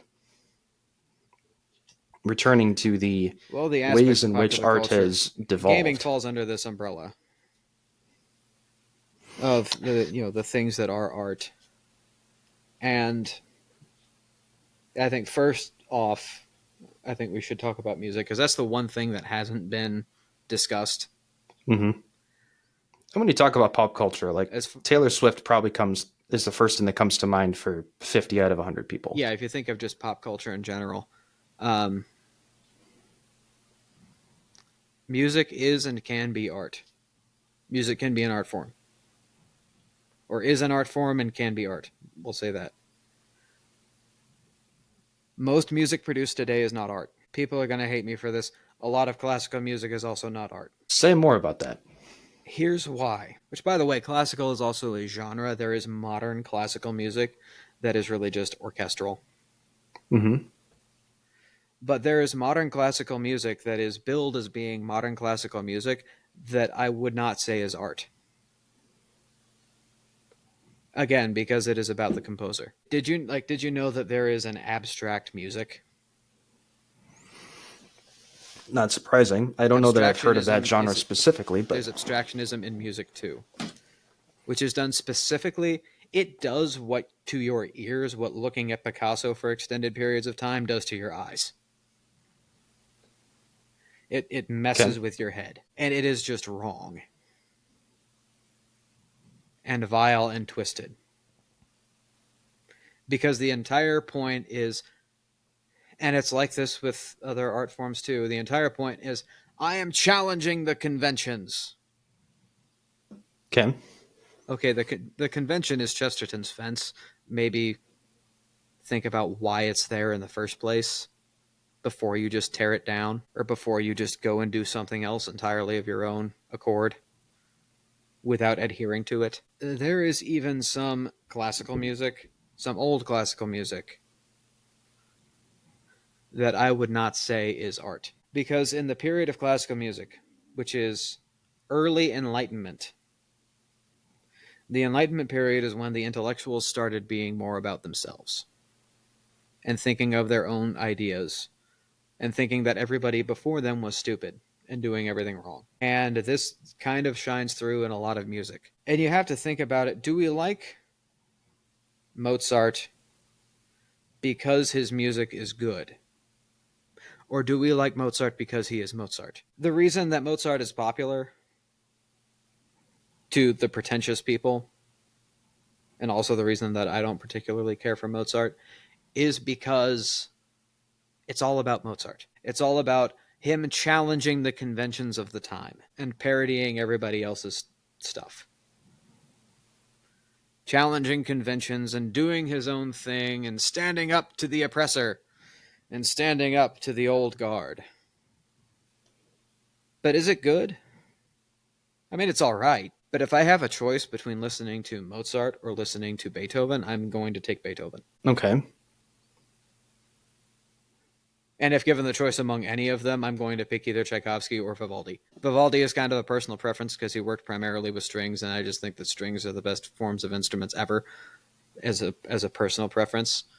But when Beethoven wrote the Ode to Joy, which is why the Ode to Joy is a masterpiece, is what is that, the Fifth Symphony? He wrote that symphony when he was basically deaf, and he wrote "Joyful, joyful, we adore thee, God of glory, Lord of love. Hearts Mm-hmm. unfold like flowers before the opening to the sun above." It is about the music. When Mozart writes something, it's about Mozart. Is it though? Yes, because when you stand up and you say, "I'm challenging the conventions about of the time," you are thinking first of yourself. Well, this is the way we do it. Well, I don't want to do it that way. I don't want to me. I don't know if I buy that because tradition is fundamentally organic.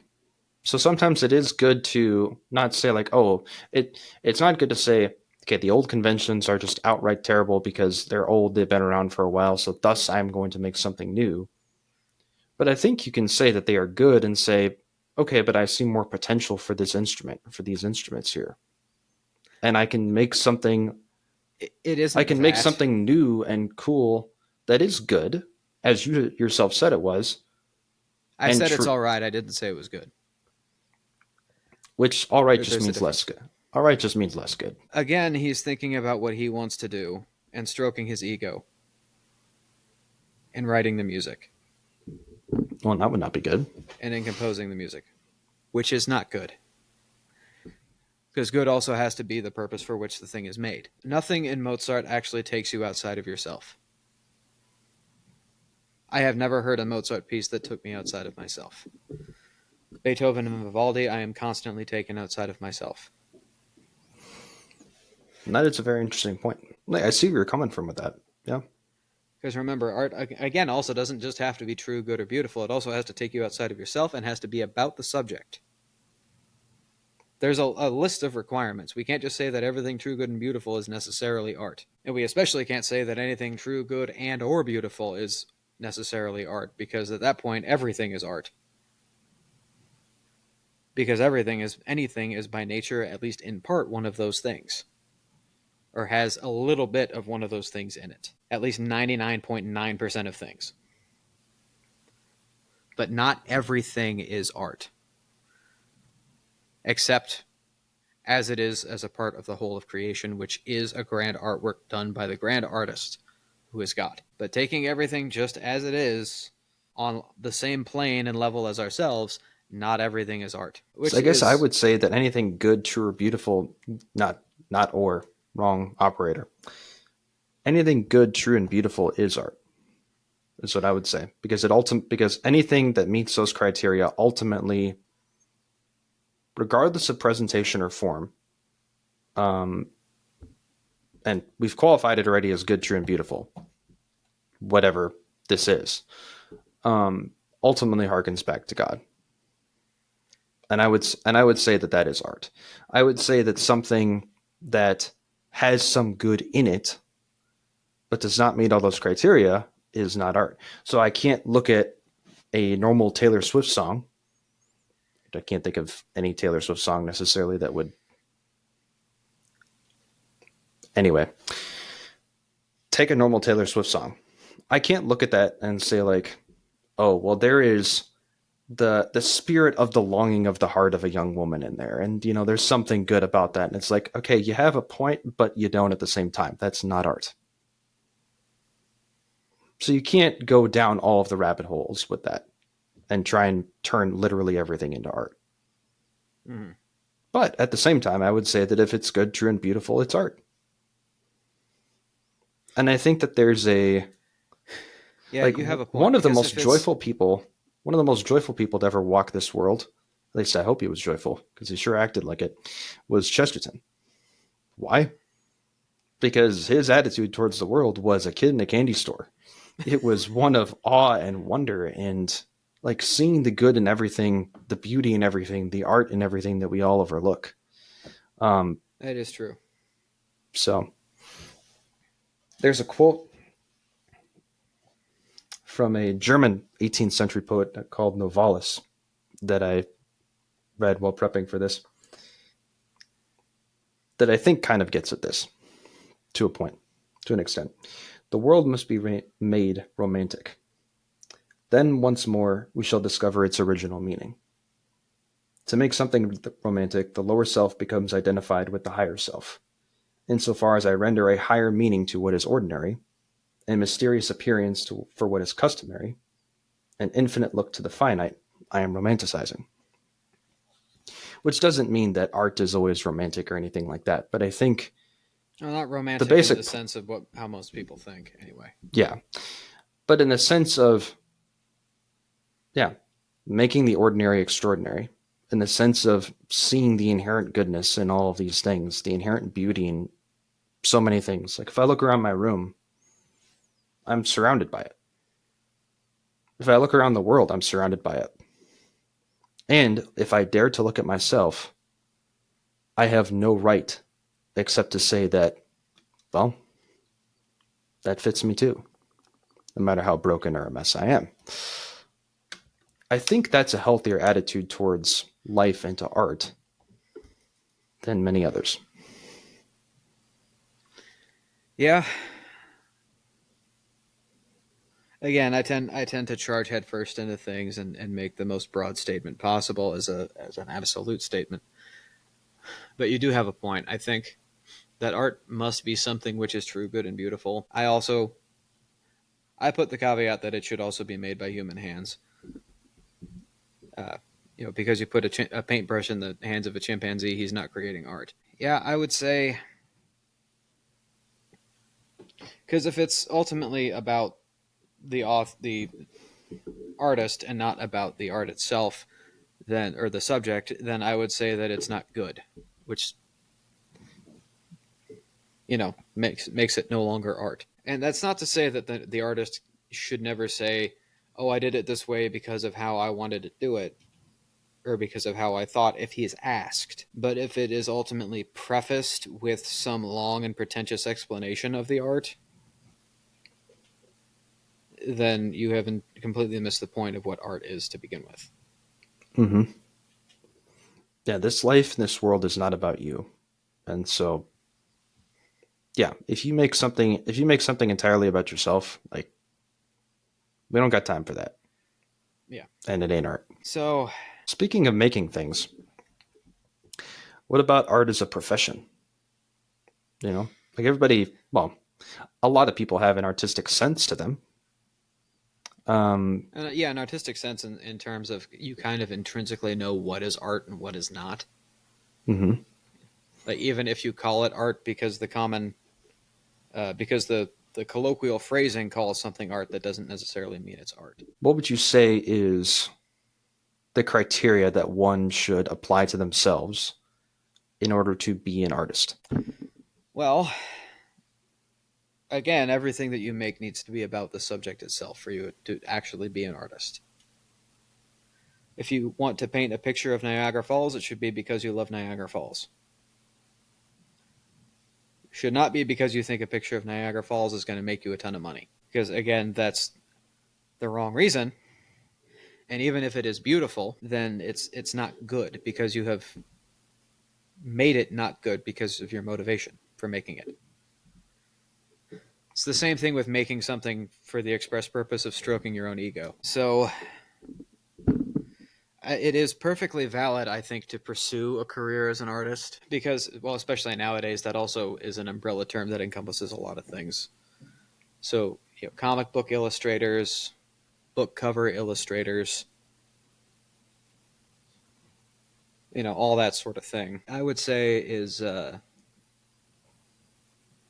at least use the talent for illustration is perfectly valid. And to try to make a living off of that, that's perfectly valid. And even making a living creating art is perfectly valid. So every year, my neighborhood has this thing called Porch Fest, where basically it's kind of a little street fair that goes on, and there's musicians doing performances, and there's artists that are selling their work. And there was one that I walked up to that I was flipping through stuff, and I came across this painting that she had done of a boat of a ship on a choppy sea. That was breathtaking. I thought it was just absolutely fantastic. And that is definitely art. And I talked to her a little bit. Very, very nice lady. And she had a blank canvas with her that she was going to paint on the street so people could watch her paint. And she said, I'm thinking of doing like a galaxy or something like that. Something on having stars with like bright spots on a dark background or something like that. That is art that she's doing. Because what she is thinking about, she wants to draw the galaxy, she wants to paint the galaxy because she wants to paint the galaxy. And she's not at all full of herself. Her work was signed because that's now just customary to do that. It was true, it was good, and it was beautiful. Every piece that she had. Absolutely. There was No. another guy farther down the street who had probably one of the best signs for pricing for his work. It's like $20 now, $2 million after I'm dead. Because that is now sort of an understanding in art, is that a good artist only ever sees value after he's dead. Someone might take that as an insult after hearing what you said about Van Gogh, but A lot of his stuff didn't have any value in the first place, but people only gave and it still value doesn't. after he was dead. Yeah. But the point still stands. And his stuff was absolutely beautiful too. There was one. There was a sunset from a beach that he had done that was really good. That Genevieve really liked. There was a cabin on a mountain Ooh. that I really liked. Uh, just beautiful, beautiful artwork. And even if it's something that, at the very lowest, what a good artwork does is take you out of yourself and into the piece of the art of artwork. At the very lowest, what a beautiful landscape does is take you out of yourself into that landscape. A painting of the Great Smoky Mountains takes you out of yourself, out of the place where you were at, and takes you to the Smoky Mountains. And then your brain fills in the rest if you've actually been to the Great Smoky Mountains. At the very least, and at the lowest, that is how it is made art. Because you are taken out of yourself and into the painting, out of yourself and into the artwork. Now, from there, even greater art takes you up to something else from that point, or it is used sort of as a launch pad from there up to something else. Which is why just the grotesque, cubist, modern whatevers that's in so many displays nowadays and in museums and all over that we're told is some of the greatest art in the world. That's why that's not art. Yeah, It should draw you in. It there's should more not good in repulse you. brutalism than there is that. Yeah. So It should draw you in, not repulse you. And to have a brief point about architecture, which, by the way, is how you can also make a living as an artist. Architecture should do the same thing, because architecture is ultimately also another form of art. And I think it is one that has to be even more careful in what it directs the mind to. When we look at our government buildings these days, especially in the United States, and our government monuments, they are modeled after and resemble pagan temples, and their construction was an act of worship. Anybody will tell you that the Lincoln Memorial in Washington, D.C. was modeled after the temple of Zeus in Athens. really, Or not Athens, wherever it was. It was modeled after the temple of Zeus. okay. You have made Abraham Lincoln Zeus. You have made him king of the gods by the action of doing that. Is it a beautiful monument? Yes. But it is imposing and terrifying. The Jefferson Memorial in Washington, D.C. is designed after the Pantheon, which, by the way, is not the Pantheon anymore. I forget what it was consecrated to, but it is a consecrated church. The majority of our government sites look like temples and look like places of worship.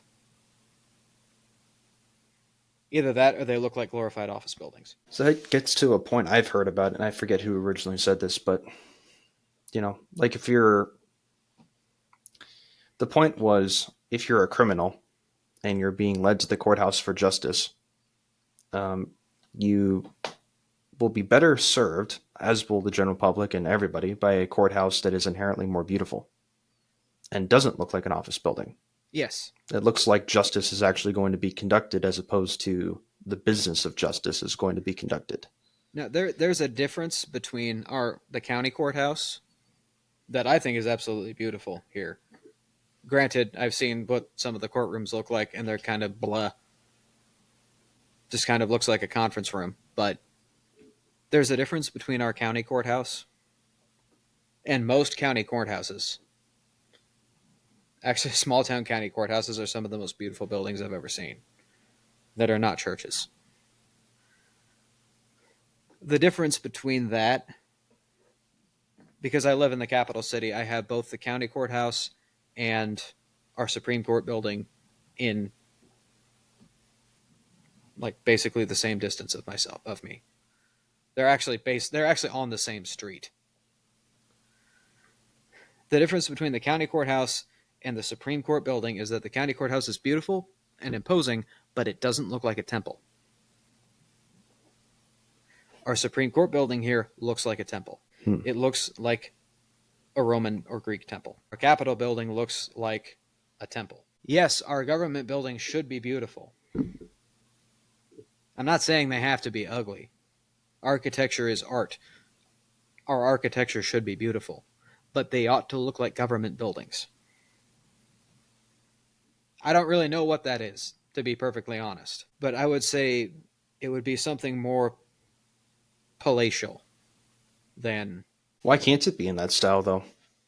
I think anybody would look at your state capital in Jeff City or Minnesota state capital in St. Paul or a number of others potentially. I don't really know how many others look. Any others look. I'd say those are beautiful. They are. You know, even if they take their model from, even if the model of a government building is a pagan temple, what that reminds me of is the, what's the right term? The thing in the center of the square of St. Peter, in front of St. Peter's Basilica, the obelisk. I know where you're going with this, and I'm going to disagree with you, but yes, continue. The one of Cleopatra's Needles. Yeah. And I believe that used to represent something, or it was associated with something not good, the persecution of Christians. Right? Not necessarily. So an obelisk in Egyptian art and architecture, which is something that we didn't get to. And the obelisk is meant to be a representation of a ray of the sun, because the sun to them was the highest god. So the obelisk is meant to look like a ray of the sun shining down, like how you've seen when a ray of the sun peeks through the clouds. That's what it's supposed to represent. Okay. That's what it's supposed to mirror. Okay. To mimic. And I know where you're going with this, and I will go ahead and finish it for you. There are many such obelisks in Rome. Once Holy Mother Church had taken over and Christendom was built, many of the obelisks were recovered from Egypt, put up in Rome, and had crosses put on top of them, which is basically us as Christians going, oh, this is mine now. That is fundamentally different from making a monument to a former president look like a temple. And here's why. When you take a temple, something that was already constructed as a house of worship, and like we did with the Pantheon, and consecrate it. So something that was there basically just to honor all of the gods, even the ones that aren't named, because we got to make sure we think of all of them, and we consecrate it to the one true God. What we have done is taken something that was already beautiful. Romans did a good job when they built it.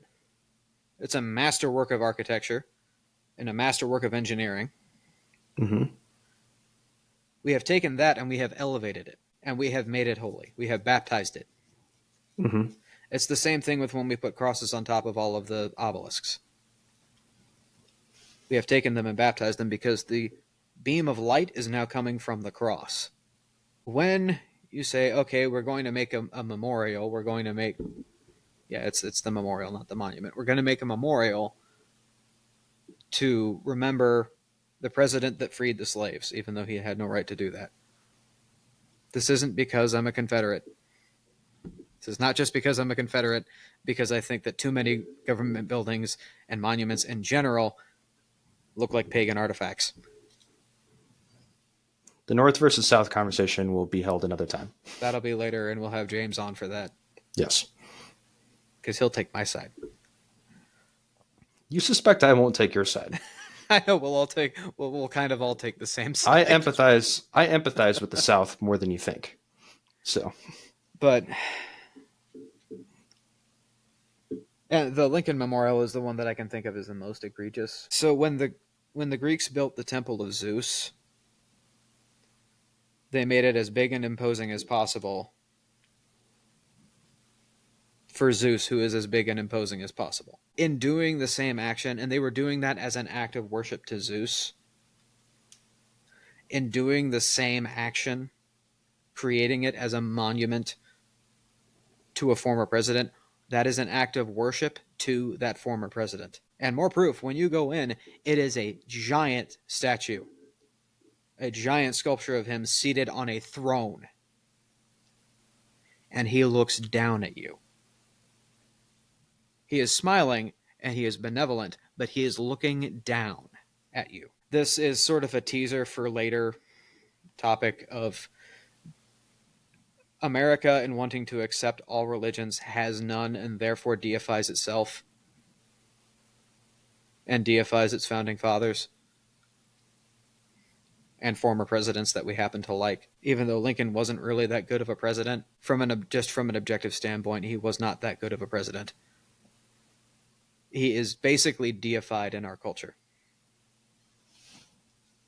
Deified by one side, it's especially today in modern politics, he is basically deified on the one hand, and then he is completely demonized on the other, when he is just a man. He was president of the United States,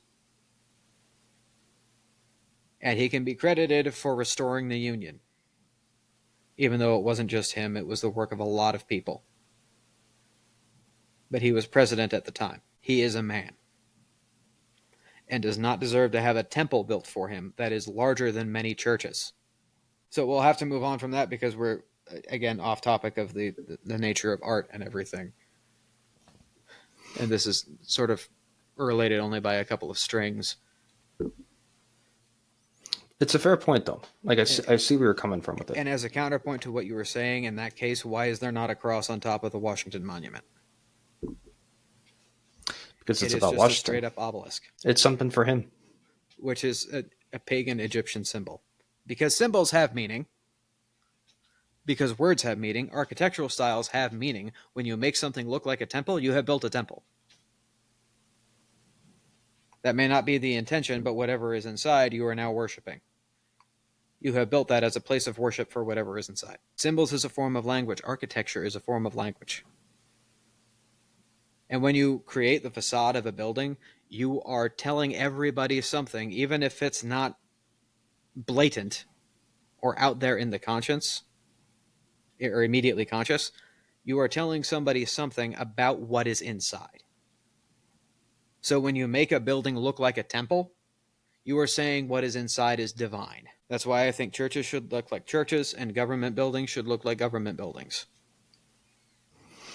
I see the point of that. I'm not going to say they shouldn't be beautiful because I think they do. Actually, I think that the Hall of Congress is a beautiful room. Yeah. I think it's a gorgeous room. I think our state capitol looks like a pagan temple and something should be done about that. And we topped it with a statue that is a representation of liberty. And even conservatives will be like, well, it's an artistic representation. No. That is a pagan deity. Because as soon as you make artistic representations of something basically in human form and elevate it higher than yourself, you have made it into a deity. That's why you cannot make a physical representation of an abstract concept. You can define it, but when you make a physical representation of an abstract concept, you have basically just deified it. Because an abstract concept is not a physical thing. Like, you can't make a physical representation of the idea of slavery. You can draw pictures that depict slavery, but the concept of slavery you cannot depict. You can depict it by symbols. You can't say this is slavery, but you can say this is a symbol of slavery. Symbols which have meaning. And remember, this is a country created in the Enlightenment era when man worshipped the intellect and man worshipped reason. Highly problematic. Enlightenment thinkers worshipped reason. And I've already said this, but when you take God out of it, when you remove actual worship of God from your life, you worship something else. Because man must worship something. So why did they not put an image of Christ or a cross on top of our Capitol building when they built it? They put this statue of a Native American woman that they called Liberty. It's a pagan deity. And on top of our state capitol here, we have a literal pagan deity. It's a statue of Ceres, goddess of the harvest. Not advisable. No. No, because the Enlightenment was one of the first times that people kind of went, well, we're only doing this in an intellectual way. We're not doing it. We're not really worshiping this. This is just a representation. This is just an artistic representation. And this is this. And they give some sort of highbrow bullshit explanation for it. Well, if you live a very intellectual, philosophical life, then you can undeify anything. Yeah, but even if the thing is even a deity, which is you can by reason undeify something, even when what you have just created is a deity. You can reason your way to thinking that it's not a deity, but that is what you just created. Because to say words and symbols and imagery has a meaning, action has meaning, and to say that those things can change is not that far removed from saying, well, it means what I think it means, which is how we get private interpretation of Scripture, which is a heresy. Part of our problem today is that nobody knows the actual meanings of things. Nobody knows the meanings of enough things, of words and symbols, which have meaning. I'm not going to make the argument that of whether or not they should have made the Lincoln Memorial or the Jefferson Memorial or whatever else in the form that they did. The only thing I will add to this is that symbols can have their meaning change. Cross in 32 AD and the cross in 33 AD are very different symbols. Radically opposite. Done by divine action. Yes. But as you said, by a man too. Again, also, words have blah. Rules always have at least one exception. The understanding of something, even then, I would say that maybe the meaning of the symbol of a cross actually did not change, but the understanding of it did. The meaning absolutely changed. No, it didn't. The cross is still a symbol of horrible torment, horrible humiliation, and that is exactly why we use it. Because we've transformed it. It has been translated, not transformed. Either way, the meaning's changed. It has been elevated. Not meaning, no. The meaning does not change. It is still a symbol of humiliation and intense suffering. But it is the symbol of the humiliation and intense suffering that our Lord went through as an act of redemption. The cross, a cross, in and of itself, is not a symbol of redemption. People are still crucified today. That's not a symbol of redemption. No. Christ's cross is redemption. But generally, when people wear crosses, they're because of his cross. Yes, that is the general understanding of why crosses are worn in a Christian society.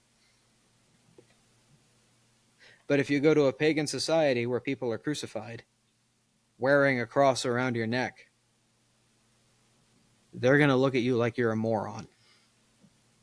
You may as well have just landed from Mars. It isn't the meaning that has changed, it is our understanding of it. Which means it can have multiple meanings, which means it can change its meaning. Our redemption came from Christ's ultimate suffering and humiliation, which came from the cross, which was a symbol of ultimate suffering and humiliation. And it is a symbol of Christ. To a Christian, it is a symbol of Christ's ultimate suffering and humiliation, which is the action of our redemption. Do you see the difference there? It is not an immediate change. It is something added on. Not changed from one thing to another, it has had something added.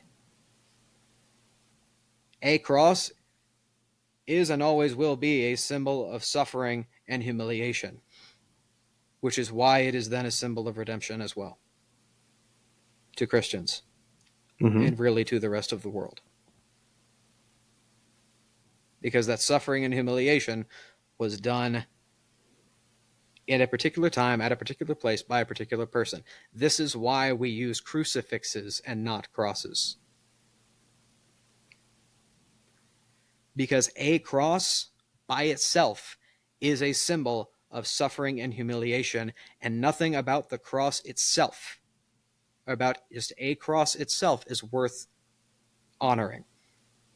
until Christ puts himself upon it, which is why we use crucifixes and not just bare crosses most of the time. The only place where we should use just a bare cross is in a society that is mostly Christian and knows what the bare cross means in that society. Which at that point, it then becomes code instead of, it becomes signage. And there are variations of signs that mean different things.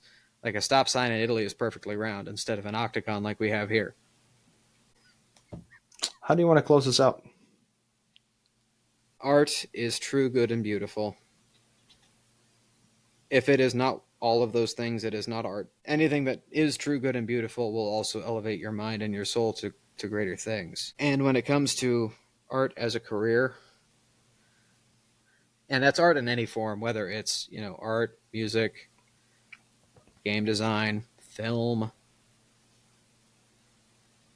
any of the other forms that we've talked about, even poetry and literature, even sort of the modernist utilitarian idea that there is this sort of modernist utilitarian idea that, well, you'll probably never be, you're not Michelangelo, so you shouldn't even try. Because you might, say, well, so-and-so seems to do really well for himself. Well, you're not him, so you shouldn't even try. Don't listen to that. Because even Michelangelo was not Michelangelo when he started. Beethoven was not Beethoven when he started.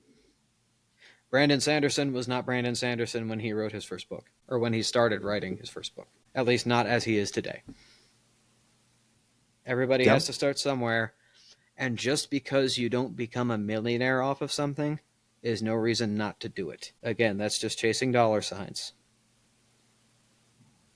If you can support yourself and your family with it, it is a good thing. It is a perfectly valid career. Absolutely. And if you're willing to put in the work to get there, then you will be better for it. Even if it doesn't necessarily become as wildly successful as Brandon Sanderson has. Well said, I say. So, I have nothing to add. And so with that, we bid you all a good night wherever you be. Go enjoy some actual good art this week. See you next time.